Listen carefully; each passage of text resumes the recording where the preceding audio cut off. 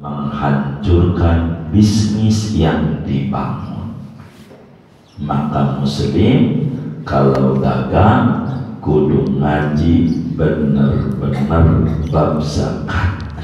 Jangan dagang-dagang aja tapi tidak ngerti bab zakat, bermasalah. Begitu, bermasalah dalam dagang. Begitu ngambil barang bayar kagak.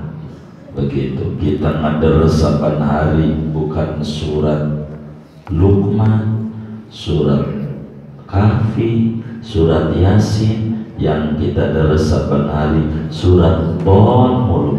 Siapa ini belum bayar ini barang, lembaran berikutnya si anu ini 2 juta, ini si anu 1,5 juta di total di kalkulator 900 juta, banyak juga duit gua ya. Begitu, tapi ini kurang ajar nih orang.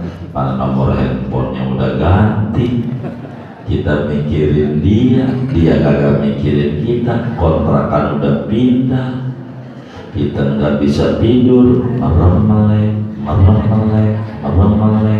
Yang kita pikirin lagi mikirin kita nggak? Kagak. Ngapain? Tidur. Kita nggak bisa tidur nih, ulah dia, ulah kita. Ngapa dikerjain? Ini tidak mengerti sistem bisnis yang diajarkan ala Nabi. Maka kita harus paham dalam tata dan aturan zakat dagangan.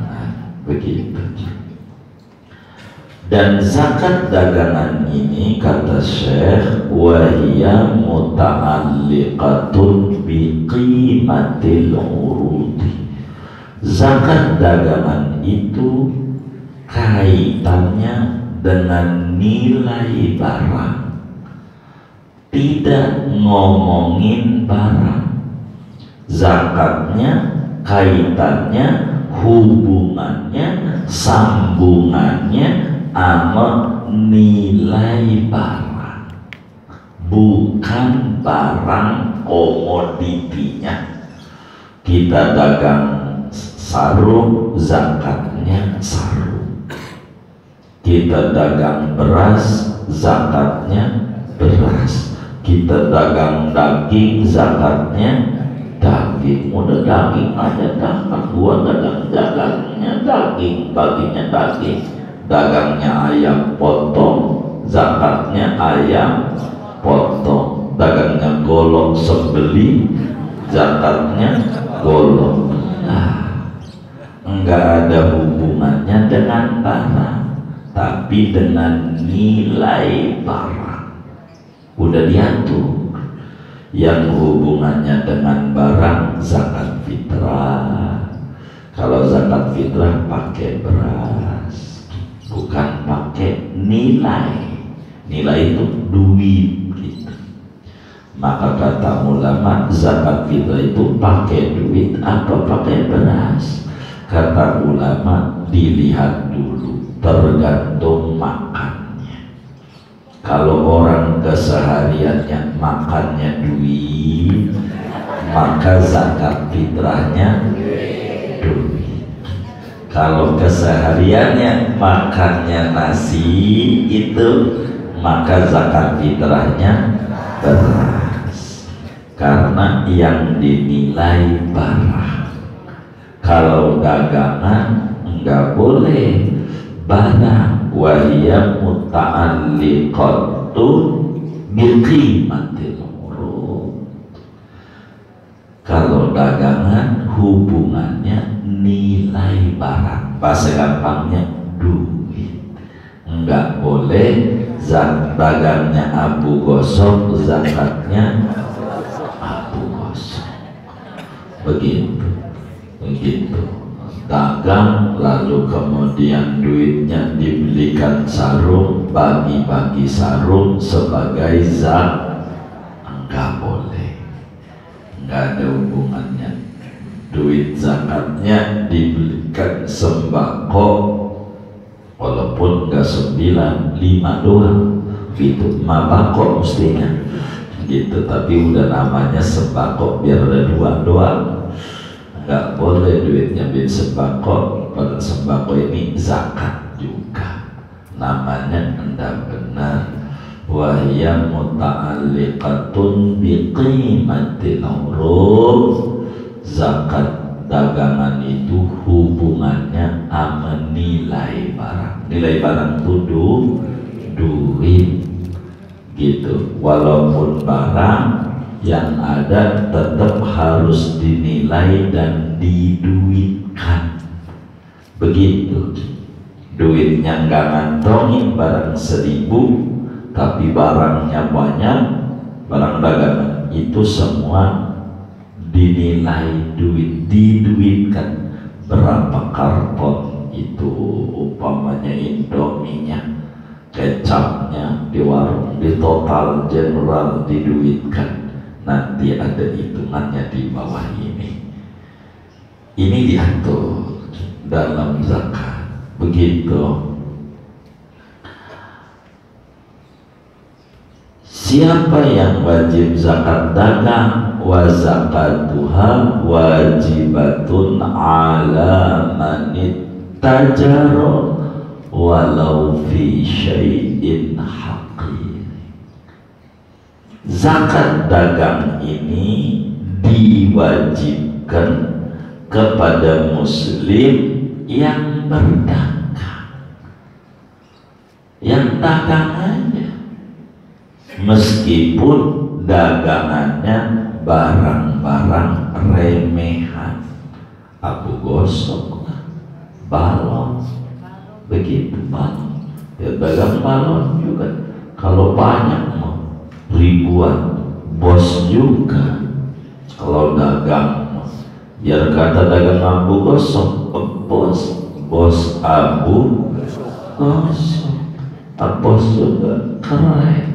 Tapi biar kita pangkatnya tinggi, kalau kerja tetap karyawan, enggak bos, bener nggak? Pegawai begitu. Tapi kalau dagang mah bos begitu, bos begitu. Tapi dikit-dikit ketawa, dikit-dikit ketawa. Ini bos juga bekas orang situ, dikit-dikit ketawa.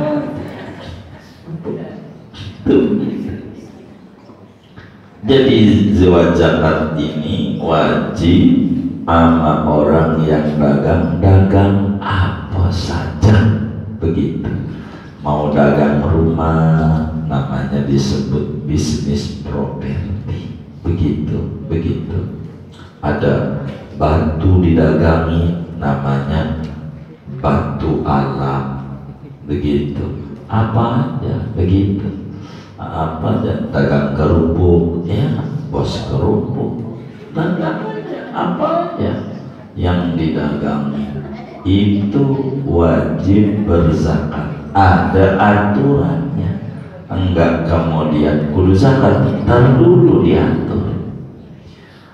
Wala yustaratu kaunu malin tijarati nisoban, enggak ada syarat untuk diwajibkan zakat bila modalnya kudu 1 nisab.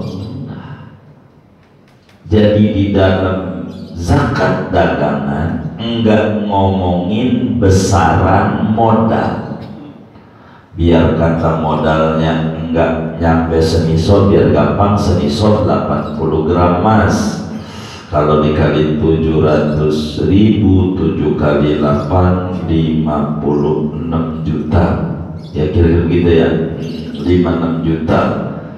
Enggak mesti modalnya kudu punya nilai 56 juta, enggak. Modalnya biar kata 500.000, dagang abus, boleh aja. Kita enggak ngomongin modal. Modalnya kudu senisab apa kagak, enggak. Yang dihitung akhir tahun. Meski modalnya itu enggak senisab, pada waktu akhir tahun dagangan, kapan tuh akhir tahunnya? Tergantung mulai dagangnya. Kalau dagangnya di Muharram, ya akhir tahunnya Muharram, bukan Ramadan. Dagangnya Rajab, akhir tahunnya Rajab, bukan Ramadan. Dagangnya adalah Ramadan, ya akhir tahunnya ya Ramadan. Tergantung kapan hukutnya, hari ulang tahun, buka dagangannya, catat oleh dia kapan tuh mulai dia dagang. Karena itu rumus buat dia berzakat. Waduh, saya nggak jelas itu ya, nggak diingat-ingat. Pokoknya dagang masih udah lama, dagang apa juga dicobain, tapi dagang mulu. Untung belum nemu ini. Begitu namanya pinter bab penjualan, jual doang, beli nggak bisa. Jualin tanah babat mulu, begitu beliin kagak. Ini bagaimana? Nah, dihitung akhir tahun rumusnya, bukan modalnya. Modal mau senisab mau tidak enggak ngaruh. Yang penting bila akhir tahun mencapai 1 nisab, nilainya, duitnya enggak mencapai tapi ditambah barang-barangnya mencapai senisab, ya zakat. Begitu maksud. Wala yustaratu kaunu mali tijarati nisaban illa fi akhiril khawdi, sehingga fatu qawwan bid'atuhu inda akhiril hauli bima usturiyat. Apa maknanya? Barang-barang dagangan kita dinilai itu diuangkan, dikira-kira menjadi uang ketika akhir tahun dengan barang yang dibeli. Apa artinya? Sesudah akhir tahun, duit yang ada di barang yang ada dinilai duit yang waktu belinya. Waktu belinya, contoh-contoh, kita dagang bakso, kita dagang bakso, maka dilihat mana aset, mana komoditi. Apa itu aset, apa komoditi? Ini biar paham, tinggal dibandingin warung-warung gitu. Dagang bakso, aset adalah barang yang tidak dijual, namanya aset. Komoditi adalah barang perputaran untuk dijual, namanya komoditi. Kalau dagang bakso, ada gerobak, ada sendok, ada garpu, ada mie instan, ada kecap, saus, cuka, ada cabai, ada seledri, ada baksonya, dan macam-macam. Maka kita pisahkan dulu mana aset, mana komoditi. Gerobak kira-kira dijual apa kagak? Kagak, namanya aset, jangan dihitung. Jangan dihitung. Sendok dijual enggak? Kagak. Garpu, mangkok, kagak, dipinjemin doang. Ini jangan dihitung. Ini namanya aset. Mie instan dijual enggak? Kecap, saus, baksonya, seledri, cabai, ini dihitung. Duit kita dilaci pas setahun ini hari tanggal 4 Desember, setahun dagangnya Desember yang lalu, pas ini hari setahun. Itu ada berapa duit yang ada? Oh, cuma ada 20 juta. Enggak zakat, enggak begitu. ini harus dinilai barangnya diuangkan. Duit 20 juta plus barang komoditi, karena duit itu jadi barang. Berapa belinya? Hitung Indomie ada berapa karton? 100, total duitnya sekian. Kecap berapa botol? Itu total sekian. Gitu duit ini dibelikan kecap, ini saus, ini tomat, ini sasa, terus di total semuanya. Maka nilai barang-barang ini kalau diuangkan bernilai 60 juta, tapi bentuknya barang. Maka 60 juta yang berbentuk barang diuangkan sama dengan 60 juta ditambah duit cash, istilahnya 20 juta, maka sama dengan 80 juta. Lewat tuh dari 56 begitu juta. Ini namanya zakat. Itu makna fatuqawwamu bidomatuhu inda akhiril hauli bimasturiyat bihi wa illam yakun nisabah. Dinilai barangnya, dijumlah semuanya, berapa ini harganya. Jangan harga jual puyang begitu, tapi waktu beli berapa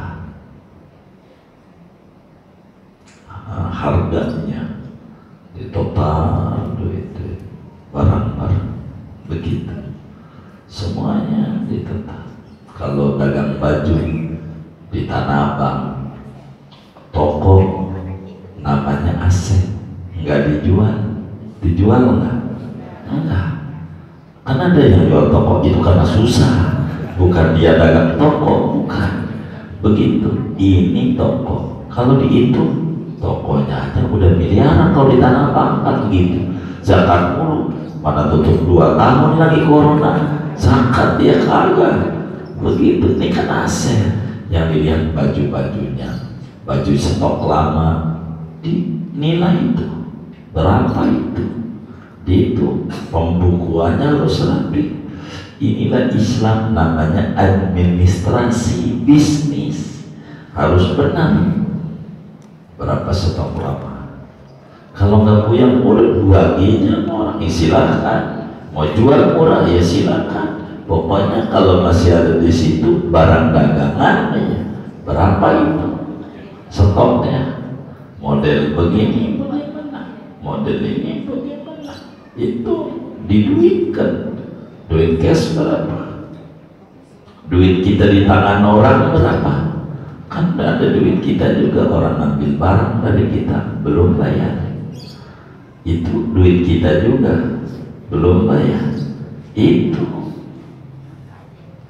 duit kesekian, duit kita di si anu di total barang-barangnya berapa, total semuanya ada 300 juta. Zakatlah kita 7,5 juta begitu.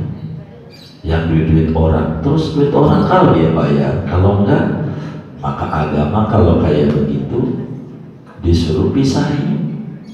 Duit kita yang di tangan orang dihitung itu berapa itu. Ini yang ngancurin usaha kita. Kata kita, saya ntar aja bayarnya kalau dia bayar. Waktu dia bayar kita lagi nggak punya duit. Dia bayar tuh utangnya 4 juta, padahal ada nilai zakat 2,5%. Dari 4 juta itu belum kita zakati, kan dia utang, enggak kita zakati, usaha kita hancur, salah kita begitu. Padahal kita harus zakat, karena di duit itu belum kita zakati. Kata kita nanti zakatnya kalau dia bayar. Waktu bayar kita lagi kurang duitnya, udah pakai aja, nggak dipotong dulu, padahal udah kena zakat itu waktu kita akhir tahun dagangan. Ini bermasalah, kita harus tertib. boleh kayak begitu, asal dibayar waktu dia bayar, atau ditalangin dulu. Ini yang lebih simpel. Apa ditalangin? Di total duit kita yang di tangan orang-orang, sehingga waktu dia balik kagak mikirin bayar zakat. Ini tidak diwajibkan, yang mana terserah longgarnya hati kita. Bila duit kita di tangan orang-orang, maka terserah kita talangin dulu boleh, atau kita enggak mau talangin waktu dia bayar boleh. Tapi ingat, waktu dia bayar tuh harta belum dizakati. Bila nyampur dengan harta yang ada, membuat bisnis kita merugi dan seterusnya, bermasalah kita pada bisnis kita. Kata Nabi, ma khalatatis shadaqatu mal illa afsadatu, tidaklah zakat bercampur dengan harta yang ada melainkan bisa merusak harta yang ada. Begitu akhirnya jadi acak-acakan bisnisnya. Dan ini kebanyakan bisnis yang menjadi hancur karena kurang pada tataran-tataran kayak begini. Kita harus tata ulang. Kalau kita jalani, insya Allah tidak bakalan hancur bisnisnya, bisa makin maju dan makin maju dalam bisnisnya. Wa ilam yakum nisoban, meskipun waktu itu belum nyampe senisab. Wala naqdal balad, meskipun nggak pakai uang negeri kita, pakai dolar lah, istilah Indonesia pakai rupiah, tapi pakai dolar nggak apa. Dulu modalnya dolar tetap dihitung semuanya berapa gitu, meskipun sudah dibatalkan duitnya oleh penguasa, artinya udah nggak berlaku begitu, tetap harus dihitung. Karena dulu ini barang ini zaman dulu pakai sen, pakai ringgit, sekarang udah nggak ada, adanya rupiah, ya itu nggak menjadi aturan. Kenapa? Li'anna akhiral hauli waktul wujud, karena akhir tahun itu waktu dimana kita ta'alluq kewajiban zakat. Kalau sudah akhir tahun hitung kita ini wajib zakat, nah, begitu. Dagang nasi uduk buat bayar sekolah bocah juga nggak ada, habis harga zakat, nggak ada nisabnya. Begitu, dilihat aja hartanya ada enggak, kemudian dagang wajib zakat, ya enggak, dilihat aturan-aturannya ada semuanya. Maka diputuskan pandangan daripada barang karena berubah-ubahnya harga. Kenapa enggak barang zakatnya? Karena barang ini enggak tetap harganya. Kayak batu, bisa dia mahal musim batu, ya Allah. Orang yang di ngaji pakai sarung, dipikir sarung, mulai depan ke majelis kagak buat gosok-gosok batu, begitu batu mulu, matanya sudah gila sama batu, sampai ada hitam aja kayaknya batu nih, pada tai unta ambil juga. Kalau udah musimnya mahal, enggak musim hancur. Begitu ada pohon namanya gerombang cinta, mahal, nanam rugi. Ada enggak kayak begitu? Enggak ada, alhamdulillah. Ini kita harus pahami begitu di dalam usaha. Karena itu yang dinilai bukan barang, zakatnya kudu duit gitu, bukan barang. Karena berubah-ubahnya harga. Kalau lagi in mahal, kalau sudah enggak zamannya murah. Begitu berubah. Barang yang sama berbeda waktu mahal. Begitu baju di Ramadan mahal, kalau pengen murah sawah tanggal 2 gitu belinya. Iya, habis lebaran kan murah ya, murah begitu. Kalau begitu beli aja habis lebaran. dipakai lebaran depan ketinggalan model. Waduh, bagaimana ya? Ya begitulah namanya orang bisnis, dia bisa membaca pasar. Itu begitu namanya bisnis, begitu. Kita harus paham. Begitu. Jadi sehingga kita enggak mau melihat barang. Kenapa Islam tidak melihat barang? Karena berubah-ubahnya harga cepat. Kalau mau paham, perubahan harga cepat sekali, begitu cepat. Perubahan harga itu berubah cepat, begitu. Enggak tetap, enggak begitu. Sehingga kata Syekh Nawawi, andai ada orang menilai barang dia di akhir tahun dengan 200 dirham, barangnya dijual menjadi 300, bagaimana nih nilai lebihnya nih dari 200 menjadi 300? Ya ditambah 100-nya ini kepada modal yang 200. Namanya juga keuntungan itu ketika kita di dalam zakat masuk pada modal dan untung jadi satu. Meski kita modalnya 10.000, kemudian jadinya 20.000, ya 20.000 lah yang diuntung, 10.000 plus modal. Semua ini masuk di dalam dagang. Cuma kalau mau hitung 10.000 sulit kita ngomongin dagang dengan angka 80 gram emas zakat. Artinya kalau kemudian modal kita itu ada 20 juta, lalu kemudian diputar dengan dagang mencapailah 100 juta, begitu, maka 80 juta keuntungan plus modal 20 juta, totalnya 100 juta. Disinilah hubungannya untuk zakat, begitu. Untuk kita zakat, begitu. Bagaimana itu? Maka ditambahkan kepada modal. Kapan kelebihan itu? Pada tahun berikutnya, bila kita kemudian nambah nilai barangnya di berikutnya aja, nilai barangnya berubah mahal, ya udah sekarang aja berapa barang modal. Contoh sekarang ini barang kita harganya di pasar, mohon maaf, 20.000. Ketika ketemu berubah menjadi 100.000, 200.000, namanya disebut orang black market namanya. Harganya berubah, melambung tinggi. Maka ini masuk ke mana? Dilihat. Ketika kita udah akhir tahun, ya udah yang dihitung yang ada. Karena lakunya nanti duit ini masuk sesudah lewat dari haul, maka masuk pada haul berikutnya, tahun depannya. Tapi kalau masuk pada haul yang ini, maka kelebihan seluruh yang ada masuk pada haul di tahun ini, yang disebut di sini haul pertama. Begitu.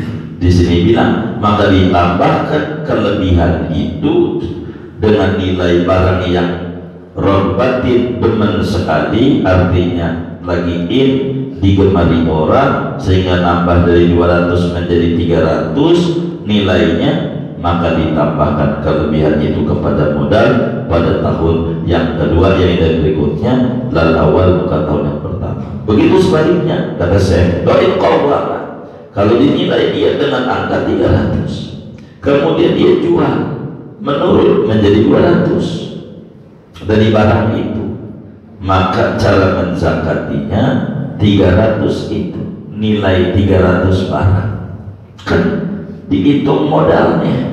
Pokoknya yang dihitung modal aja untuk beli. Kita beli gelas 10.000, pokoknya 10.000 aja. Itulah yang dihitung duit cash dengan barangnya dinilai 10.000 dengan beli. Meski tahun besok gelas ini harganya naik menjadi 15.000, kan ada kelebihan tuh, dari 10 menjadi 15. Nanti ini ngitungnya kita yang waktu yang ada aja. Pada tahun ini sekarang ini akhir tahun, itu berapa barang pokok pokoknya duit belinya dah, jangan harga jual, jadi ribet begitu. Harga dia aja berapa tuh barang-barang yang ada, stok-stok yang ada itu berapa, itu kayak gitu. Itulah yang harus kemudian kita hitung semuanya, ditambahkan keuntungan yang ada yang didapat pada tengah-tengah tahun itu kepada modal pada awal tahun. Jadi intinya kalau kita zakat dagangan setelah akhir tahun itu duit cash ada berapa sebagai modal, ini yang dulu dagang dilihat dari pertambahan keuangan yang ada, dihitung daripada barang komoditi di plus duit cash dengan barang-barang yang ada, bila totalnya mencapai 1 nisab maka wajib zakat. Itulah makna fa'id balagat ayil bid'atu bihi ay bitakwini bidzalik nisaban zakat birub'il usri min qimatiha.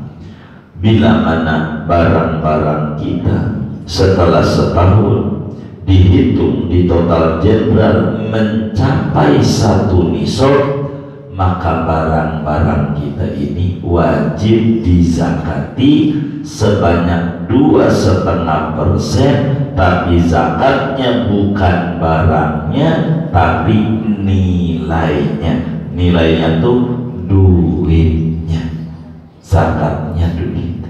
Kalau dagang zakatnya duit, kalau fitrah zakatnya makanan pokok. Jangan dibalik-balik, zakat fitrah pakai duit, zakat dagang pakai barang. Begitu kan, orang udah punya duit, daging kan punya, jadi saya kan dagang daging, jadi ya udah saya zakatnya daging aja. Bakal repot kalau dagangnya aku gosok, zakatnya iya aku gosok, dagangnya barang merongsokan, zakatnya lah ribet. Nilainya begitu. Bila mencapai 1 nisab, ketika dinilaikan itu diuangkan, maka wajib kita zakati dengan cara 2,5%, 1/40. 1/40 tuh kalau ngomongin persen 2,5%. Kalau punya 40 zakatnya 1. Begitu, maka duit 1 juta biar gampang dibagi 40, begitu 25.000. 25 ini namanya 1/40. Istilah persen 2,5%. Tuh zakat dagang tuh begitu. Kenapa nilainya? Balik lagi, li'annaha muta'alliqu hadhihi zakat, karena yang berhubungan zakat itu nilai bukan barang. Wa illa fala zakata fiha, kalau dagang setahun kagak mencapai senisab, malah habis mulu buat kebutuhan bayar listrik, jajan bocah, kagak ada untungnya. Dagang mau dari tahun dan mau tahun iya nggak ada kelebihannya, emang begitu-begitu aja, ya nggak zakat. Begitu, karena nggak mencapai senisab, begitu enggak mencapai. Wa illa fala zakata fiha, kalau enggak mencapai senisab nggak ada zakat, kecuali ada duit-duit yang lain untuk menyempurnakan, maka digabung. Begitu. Kalau kita biasanya dalam dagang, ya kebanyakan masyarakat duitnya digabung jadi 1. Ini rekening ini adalah ya rekening duit dia juga, rekening dagang juga masuk di situ. Dia tidak bisa melihat keuntungan bisnis ini berapa, kerugiannya berapa, dia nggak lihat, yang ada aja. Biasanya begitu. Islam sebetulnya menyuruh memisahkan. Nih kita punya duit berapa? 100 juta, dagang apa? Sarung, batu, apa aja dagang, warung. Kita lihat nih warung ini berapa uangnya. Yang di warung A nih, warung di Kebon Jeruk, ada juga yang di Palmerah, Kebon Jeruk, di total berapa nih nilai semua Kebon Jeruk ini terpisah. Bahasa orangnya rekeningnya terpisah, jumlah keuangannya ini terpisah. Yang di Palmerah terpisah, jadi ketahuan. Yang di Kebon Jeruk kapan haulnya, yang di Palmerah kapan haulnya, kelihatan. Karena kita umumnya nggak begitu, rekeningnya itu juga umpamanya. Dagang bisnis inilah yang kemudian harus ditotal keseluruhannya. Jadi sehingga kita nggak bisa barang ini yang nggak laku yang mana, yang laku yang mana, kurang. Yang penting mau tiap hari ada uang masuk, ada barang keluar, tapi dia tidak dipikirin mana barang yang laku, barang yang nggak kebaca sama dia karena kurang tertib administrasi bisnisnya. Maka dia harus tertib.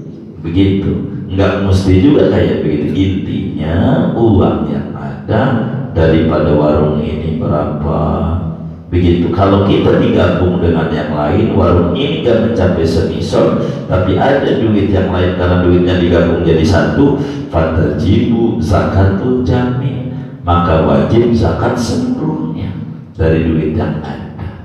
Jadi kita nggak paham mana duit yang perputaran bisnis, mana duit yang agak perputaran, kita nggak ngerti. Emang karena rekeningnya itu juga begitu, kita nggak ngerti. Di dalam aturan-aturannya, waribu yatba'ul asla fil hauli, keuntungan itu mengiringi modal kalau sudah 1 tahun. Intinya modal berapa ditambah barang-barang berapa dan keuntungan berapa, keseluruhannya itu dihitung sebagai zakat. Sama persis seperti anak sapi atau anak kambing.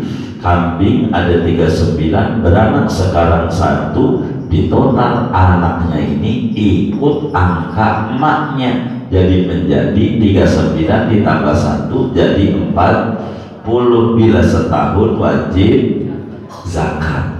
Artinya keuntungan itu mengiringi modal. Maknanya keuntungan masukkan kepada modal pada hitungan berzakatnya. Cuman yang mau diatur di bawah nih, saya potong dulu, materinya belum dibaca. Kapan haulnya? Ini barangkali agar supaya kita langsung berbuah. Ngitung setahunnya kapan? Di bawah nih belum saya baca materinya. Ngitung setahunnya tergantung modal awal dagang. Bila modal awal dagangnya mencapai senisab, maka ngitung setahunnya sejak niat dagang. Itu yang harus diingat oleh kita, biar kita jangan menunda-nunda zakat. Bila modalnya mencapai senisab, maka hari ulang tahun zakatnya sejak niat dagang. Tapi kalau modalnya tidak mencapai senisab, maka ngitung setahunnya sejak buka dagang. Beda antara niat dan buka. Buka itu grand opening. Contoh, kata kita sekarang nih punya duit, dapat warisan, ada duit nih berapa, 300 juta. Diapain nih duit ya? Nah, gue mau dagang aja. Maka dari sekarang nih, karena 300 juta tuh ada senisab, baru niat doang, ini hari ulang tahun. Biar gampang kita ngomongin Desember aja, nggak ngomongin Hijriah. Sekarang 4 Desember kita niat karena ada duit 300 juta atas warisan, begitu kita atau dari apa aja kita kemudian modalkan, kita ngumpulin apa barang-barang disebutnya kelontongan dagang. Kalau kelontongan itu ada panci, piring gitu ya kan, kan disebutkan kalau itu menjadi kelontongan juga. Iya, jadi kan kita ngumpulin beli panci sekian, piring sekian, sendok sekian, belum buka tapi modalnya 300 juta. Maka 4 Desember rumus zakat kita tahun depan, walaupun bukanya kata kita di hari lahir saya aja di Februari tanggal berapa, 4, baik, Februari tanggal 4, padahal kita 4 Desember, grand openingnya 4 Februari. Yang dihitung zakatnya bukan di 4 Februari tapi dari 4 Desember dari niat, sebab modalnya ada senisor. Tapi kalau modalnya kecil disebut UMKM, kecil modalnya, maka dia ngitungnya dari mulai grand opening. Kapan bukanya? 4 Februari, itulah hari ulang tahun zakat. Ini yang harus diingat sama kita. Jangan ambil bila kita modalnya besar, 4 Desember niat dagang, bukanya akhirnya di 4 Februari, kita ngitung zakatnya di 4 Februari, berarti dari 4 Desember ada nunda-nunda zakat. Nunda zakat bila kita sakit, kena stroke, gula, macam-macam, atau dagangnya rugi begini-begini, jangan salahin. Salah sistem penghitungan kita. Ini yang paling pokok di dalam hitungan zakat dagangan. Tapi nanti masih ngaji muter kayak begini lagi, saya pasti bakal mengulang uraian lagi karena takut ada yang baru datang, mau tidak mau bakal prolog lagi, tapi uraiannya bakal begini lagi. Ngaji kita ini tentang zakat dagangan. Saya mau tutup segini aja. Ada yang ditanya silakan dari materi ini atau di luarnya. Wallahu a'lam. Bapak ya.